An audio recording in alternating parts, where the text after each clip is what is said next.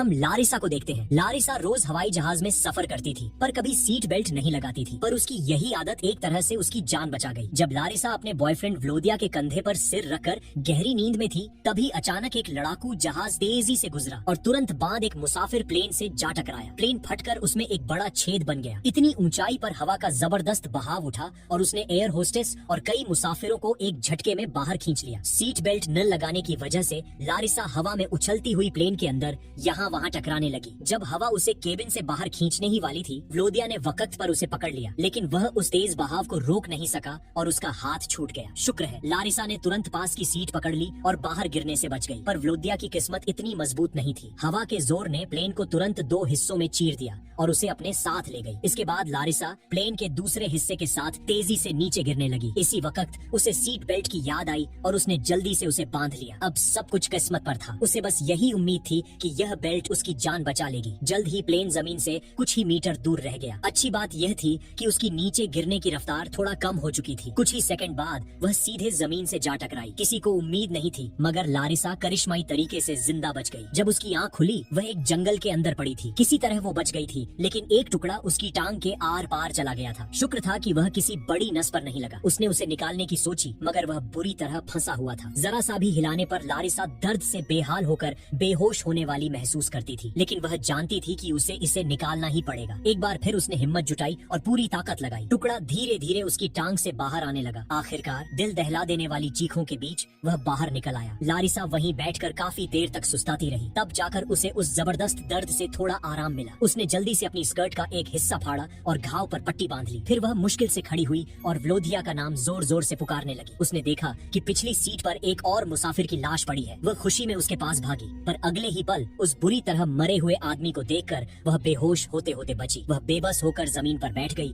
और धीरे धीरे बेहोशी में चली गई। काफी देर बाद एक मच्छर के काटने से उसकी आंख खुली। फिर उसे एक हेलीकॉप्टर की तेज आवाज सुनाई दी। वह सरकार की तरफ से आई बचाव टीम थी। लारिसा ने जल्दी से पास पड़े मरे हुए आदमी के गले का मफलर उतारा और उस आवाज की तरफ तेजी से भागी। घाव के जबरदस्त दर्द की भी परवाह नहीं की। हेलीकॉप्टर देखकर उसने तुरंत अपने हाथ में मफलर हिलाना शुरू किया और जोर जोर से चिल्लाई, पर हेलीकॉप्टर उसके ऊपर से गुजर गया। शुक्र है उसमें बैठे एक पायलट की नजर उस पर पड़ गई, मगर पास बैठे अफसर का मानना था कि 5000 मीटर की ऊंचाई से गिरने के बाद किसी का जिंदा बचना नामुमकिन है। उसने कहा कि वह शायद पास के कैंप का रसोइया होगा, जो हेलीकॉप्टर देखकर हाथ हिला रहा है। लारिसा अपनी आंखों के सामने जीने का इकलौता मौका दूर जाते हुए देखती रही, पर वह कुछ नहीं कर सकी। इसी बीच दूसरी तरफ जमीन पर काम कर रहे लोग भी बड़े पैमाने पर तलाश कर रहे थे, पर हर जगह उन्हें बस लाशें ही मिल रही थीं। कोई भी जिंदा नहीं मिला। तभी वही हेलीकॉप्टर उस अफसर को छोड़ने के बाद वापस आकर फिर से ढूंढने का फैसला करता है। पायलट को लगा कि वह आदमी हाथ नहीं हिला रहा था, बल्कि मदद मांग रहा था। उनके भी अपने परिवार हैं, इसलिए वे पीड़ित परिवारों का दर्द समझ सकते हैं। जब तक थोड़ी सी भी उम्मीद है, तब तक हार नहीं माननी चाहिए। उधर लारिसा की माँ राइसा को जैसे ही हादसे की खबर मिली, वह रोती बिलखती तुरंत हवाई अड्डे पहुंच गई। लेकिन वहां पहुंचकर उन्हें बड़ा अजीब लगा। कर्मचारियों ने कहा कि यह एक सड़क दुर्घटना थी, जबकि राइसा अच्छी तरह जानती थी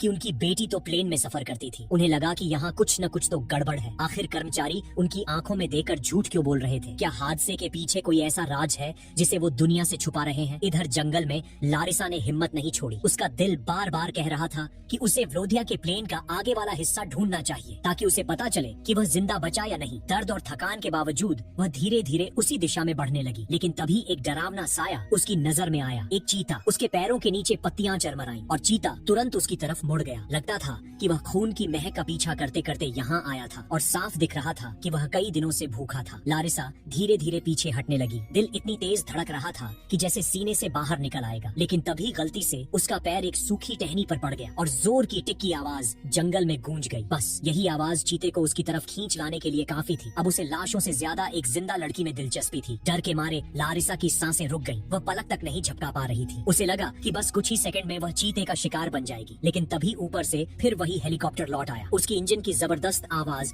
जंगल में ऐसी गूंजी कि चीता एक पल में डर कर भाग गया। एक बार फिर लारिसा मौत के मुंह से बच गई, पर उसकी बदकिस्मती यह थी कि हेलीकॉप्टर उसे देखे बिना ही आगे बढ़ गया। वह समझ ही नहीं पा रही थी कि यह किस तरह का खेल चल रहा है। हर बार उम्मीद सामने आती है और हर बार उससे दूर चली जाती है। वह अभी अभी हुए इस डरावने पल से पूरी तरह उबर भी नहीं पाई थी कि उसके घायल पैर में फिर से भयंकर दर्द उठने लगा। लारिसा थक चुकी थी, प्यास से गला सूख गया था और डर से दिमाग सुन्न पड़ा था। उसने अपनी जेब टटोली और सिगरेट का पैकेट निकाला। उसे लगा कि शायद एक कश लेकर वह अपने टूट चुके होश हवास को थोड़ा संभाल ले, लेकिन प्लेन हादसे में पैकेट पूरी तरह भीग चुका था और सिगरेटें खराब हो गई थी। इतना देखकर वह गुस्से से भर गई। उसे लगा कि आज तो जैसे सिगरेट पीना भी किसी अमीर आदमी जैसा शौक बन गया है। जब वह समझ नहीं पा रही थी कि अब आगे क्या करे, तभी उसकी नजर अचानक अनजाने में अपने हाथ में पकड़ी उस सूखी टहनी पर पड़ी। पहले तो उसे कुछ समझ नहीं आया, लेकिन कुछ सेकंड बाद वह उसी टहनी को घूरने लगी, जैसे दिमाग में कोई पुरानी याद जाग गई हो। लारिसा को याद आया कि प्लेन ईस्ट की तरफ उड़ रहा था और हादसे के वक्त व्लोदिया आगे वाले हिस्से में था। अगर उसे व्लोदिया को खोजना है तो दिशा जानना सबसे जरूरी है। उसने आसपास नजर दौड़ाई और पास पड़े एक छोटे से टेडी बेयर को देखा जो शायद किसी बच्चे का था। उसे उठाते ही उसमें से एक पतली चांदी जैसी सुई गिर पड़ी। वह मुस्कुराई जैसे प्रकृति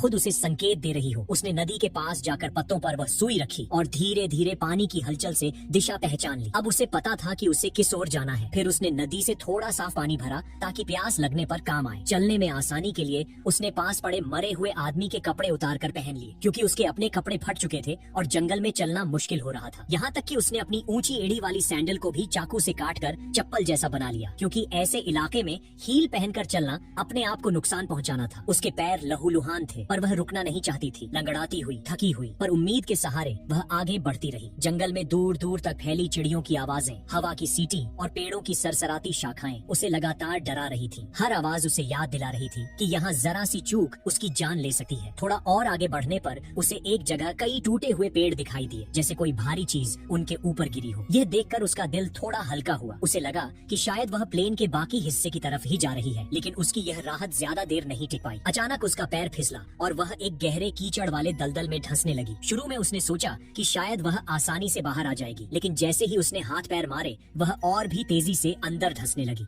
घबराहट से उसका दिल जोर जोर से धड़कने लगा। कीचड़ उसकी कमर तक पहुंच चुका था और हर सेकंड हालात बिगड़ते जा रहे थे। जब उसे लगा कि शायद अब कहानी यहीं खत्म हो जाएगी, तभी उसकी नजर सामने पड़े एक छोटे से पेड़ पर गई। वह बेहद पतला था, जैसे हवा में हिल जाए, पर उस वक्त वह लारिसा की नजरों में किसी जीवन रेखा से कम नहीं लगता था। उसने पूरी हिम्मत जुटाई, हाथ बढ़ाया और उस पेड़ को पकड़ लिया। उसने पूरी ताकत झोंक दी। ऐसा लगा कि या तो यह पेड़ उखड़ जाएगा या फिर वह खुद बच जाएगी। पेड़ अपनी जड़ों से थोड़ा हिला, लेकिन पूरी तरह नहीं टूटा। इसी बीच लारिसा ने खुद को एक जोरदार खींच के साथ कीचड़ से बाहर निकाल लिया। वह हांफती हुई कीचड़ से लथपथ जमीन पर गिर पड़ी, पर जिंदा थी और बस यही बात मायने रखती थी। पर मुसीबतें जैसे उसकी जिंदगी में लाइन लगाकर खड़ी थी। एक खत्म होती नहीं थी कि दूसरी सामने आ जाती। वह किसी तरह लंगड़ाती हुई एक पहाड़ी पर चढ़ ही रही थी कि अचानक जमीन उसके पैरों के नीचे फिसल गई। मिट्टी इतनी ज्यादा चिकनी थी कि उसका संतुलन बिगड़ गया और वह लड़खड़ाकर फिर से नीचे लुढ़क गई। गिरते हुए उसने कई पत्थरों को टक्कर मारी, पर गनीमत थी कि उसे कोई बड़ी चोट नहीं आई। लेकिन नीचे जाकर उसने जब ऊपर देखा तो उसकी हिम्मत टूटने लगी। उसे उसी रास्ते को दोबारा चढ़ना था। टांग में गहरा जख्म होने के कारण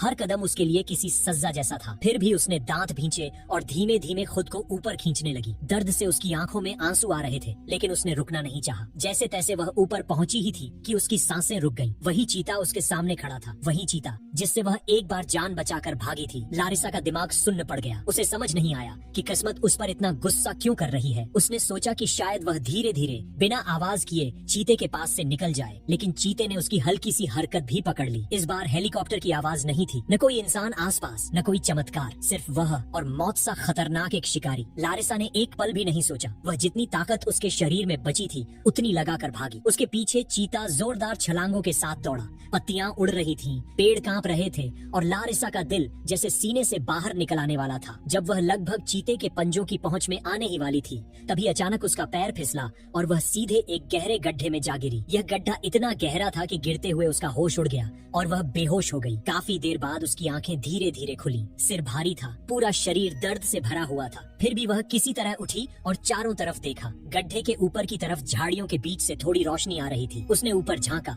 शुक्र था कि चीता कहीं नजर नहीं आ रहा था। वह राहत की सांस ले ही रही थी कि अचानक झाड़ियों में कुछ हलचल हुई। उसका दिल फिर से जोर से धड़कने लगा और ठीक उसी पल चीते की परछाई दोबारा सामने आ गई। उसका खून जैसे जम गया। वह तुरंत एक बड़े पत्थर के पीछे दुबक गई, सांस तक रोक ली। अच्छी बात यह हुई कि चीते की नजर गड्ढे के अंदर नहीं पड़ी। अगर वह एक सेकंड भी हिली होती तो शायद कहानी यहीं खत्म हो जाती। इसके बाद लारिसा रास्ते में धीरे धीरे चल रही थी कि उसकी नजर अचानक जमीन पर पड़े एक लाइटर पर पड़ी। इतने दिनों से मौत, दर्द और डर के बीच फंसी हुई वह उस छोटे से लाइटर को देखकर पहली बार मुस्कुरा दी। उसे लगा कि अब कम से कम उसे भूखा नहीं रहना पड़ेगा और सबसे बड़ी बात, वह सिगरेट भी पी सकती थी। ये छोटी सी चीज उस वक्त उसके लिए किसी खजाने से कम नहीं थी। थोड़ी ही दूरी पर उसे एक पुराना खाने का डिब्बा भी मिला जिसमें कुछ बचा खुचा खाना था। उसने धीरे धीरे खाया और महसूस किया कि उसके शरीर में थोड़ी ऊर्जा लौट रही है। उसे लगा जैसे जिंदगी ने उसे थोड़ा और आगे बढ़ने का संकेत दिया हो। इसी दौरान दूसरी तरफ अफसरों की मीटिंग में एक बड़ा सच सामने आ गया। असल वजह यह थी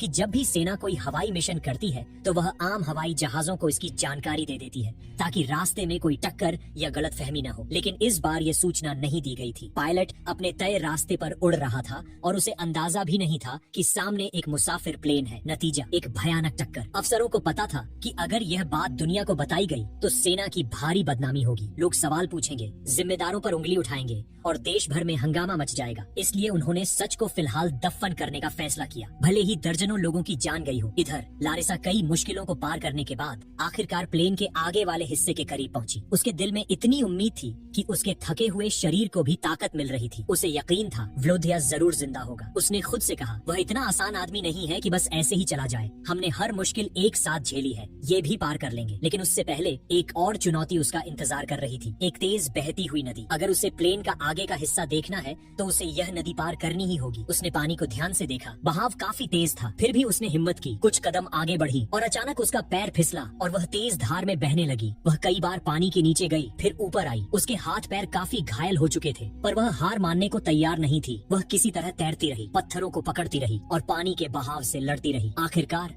उसकी किस्मत ने साथ दिया। वह एक बड़े पत्थर से टकराई और उसी का सहारा लेकर किनारे तक पहुंच गई। थकी हारी वह किनारे पर गिर पड़ी, भारी सांसें लेती हुई। लेकिन उसकी आंखों में अब भी वही उम्मीद थी, व्लोदिया को ढूंढने की। प्लेन के आगे वाले हिस्से पर फैला हुआ खून साफ बता रहा था कि हादसा कितना भयानक था। लारिसा जरूरी सामान टटोल रही थी कि अचानक उसकी नजर एक सिग्नल गन यानी आतिशबाजी वाली बंदूक पर पड़ी। उसके चेहरे पर थोड़ी रोशनी लौटी। उसने बिना वक्त गंवाए उसमें गोली भरी और आसमान की ओर दागा दी। लेकिन किस्मत ने फिर मोड़ ले लिया। इस समय बचाव टीम आसपास कहीं थी ही नहीं, इसलिए किसी ने यह इशारा नहीं देखा। जब वह दूसरी गोली चलाने की सोच रही थी तभी उसे याद आया कि बेवजह गोलियां खत्म करना खतरे की बात है। उसने धीरे से गोली वापस निकाली और मन ही मन तय किया कि इसे तभी चलाएगी जब बचाव दल उसकी रेंज में हो। उसी वक्त मौसम ने अचानक करवट ली। तेज हवा और ठंड ने उसकी हड्डियां जमा दी। उसके दांत कटकटाने लगे और शरीर बर्फ की तरह सख्त होने लगा। उसने जल्दी जल्दी सूखी लकड़ियां इकट्ठी की और आग जलाने की कोशिश की, लेकिन बदकिस्मती से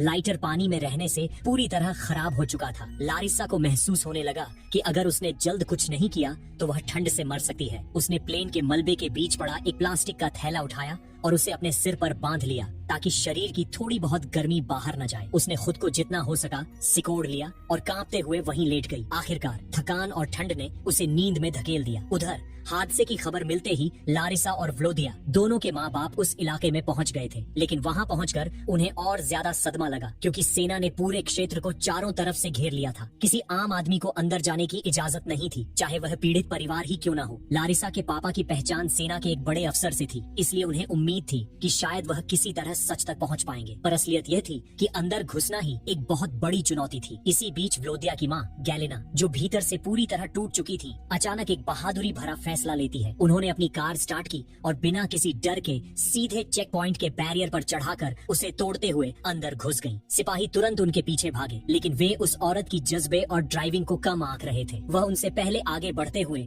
सीधा हेडक्वार्टर के गेट तक पहुंच गई। शुक्र था कि उनके कुछ पुराने ताल्लुक हाई रैंक लोगों से थे, वरना उस दिन उन्हें गिरफ्तार कर लिया जाता। लेकिन वहाँ मौजूद अफसरों ने उनका दर्द समझा और उन्हें और परेशान न करने का फैसला किया। वह आदमी जो उन्हें रोकने आया था खुद एक पिता था। उसने गैलेना की आंखों में वह डर देखा जो अपने बच्चे को खोने का डर होता है, इसलिए उसने उन्हें भीतर ले जाकर इंचार्ज से मिलवाया। इंचार्ज की मेज के सामने खड़े दोनों परिवार अपने आंसू रोक नहीं पाए। उन्हें यकीन ही नहीं हो रहा था कि इतना बड़ा हादसा सच में हुआ है, पर उनके दिल का एक कोना अब भी उम्मीद से भरा था। जब तक किसी की लाश नहीं दिखती तब तक कहानी खत्म नहीं होती। इंचार्ज ने उन्हें भरोसा दिलाया कि बचाव टीम अपना पूरा जोर लगा रही है और जो भी संभव होगा वह किया जाएगा। जब दोनों परिवार बाहर चले गए तो इंचार्ज ने उस आदमी को बातचीत के लिए रोका। वह बोला, सर, पहली बार जब हमारी हेलीकॉप्टर टीम गश्त कर रही थी उन्हें दूर से एक लड़की दिखी थी, शायद उसने हाथ भी हिलाया था। यह सुनते ही इंचार्ज की आंखें बड़ी हो गईं, जैसे उसे किसी बड़ी बात का सिरा मिल गया हो। उसने बिना एक सेकंड घंवाए तुरंत आदेश दिया, अभी हेलीकॉप्टर भेजो, उसी दिशा में, उसे ढूंढो। इसी बीच दूसरी तरफ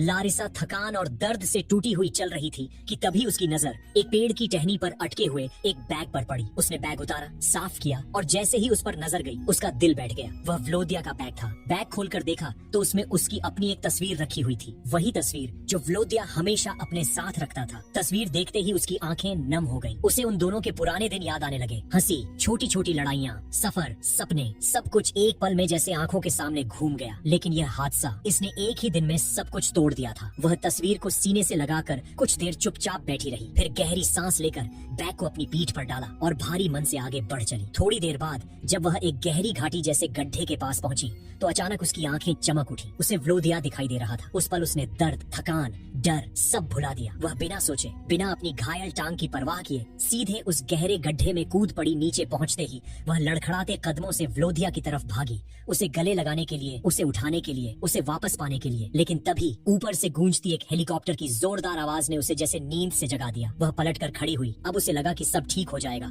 वह और व्लोदिया साथ वापस जाएंगे। लेकिन जब उसने पूरी हकीकत देखी तो उसके पैरों के नीचे से जमीन खिसक गई। वहाँ कोई जिंदा इंसान नहीं था, सिर्फ व्लोदिया का एक ठंडा बेजान शरीर। लारिसा वहीं बैठ गई और फूट फूट कर रो पड़ी। वह चिल्लाई, उसे हिलाया, बार बार पुकारा, लेकिन जवाब में सिर्फ खामोशी थी। वह इस सच को मानने को तैयार नहीं थी। लगता था जैसे उसकी आधी जान वहीं रुक गई हो। कुछ देर बाद आंसू पोंछकर उसने खुद को संभाला। उसने आसमान की तरफ देखा और सोचा, अगर व्लोदिया स्वर्ग में होगा तो वो भी चाहेगा कि मैं जिंदा रहूं, भागू नहीं, हार न मानूं। उसने आखिरी बार व्लोदिया के माथे को छुआ और भारी दिल से गड्ढे की दीवारों की तरफ बढ़ गई। फिर उसने बदहवासी में ऊपर चढ़ना शुरू किया। बारिश हो रही थी, कीचड़ था और दीवारें इतनी फिसलन भरी थी कि चढ़ना लगभग नामुमकिन था। उधर बचाव टीम भी चारों तरफ उसकी खोजबीन कर रही थी। वे उसकी आवाज सुनने की कोशिश कर रहे थे। लारिसा जितना जोर से चिल्लाती उतना ही उसकी आवाज बारिश में दब जाती थी। वह ऊपर चढ़ती, एक हाथ जमाती और अगली ही पल फिसल कर फिर नीचे आ जाती। लेकिन उसने रुकना नहीं चुना, क्योंकि अब वह सिर्फ अपने लिए नहीं बल्कि व्लोदिया की याद के लिए भी लड़ रही थी। पर अच्छी बात यह हुई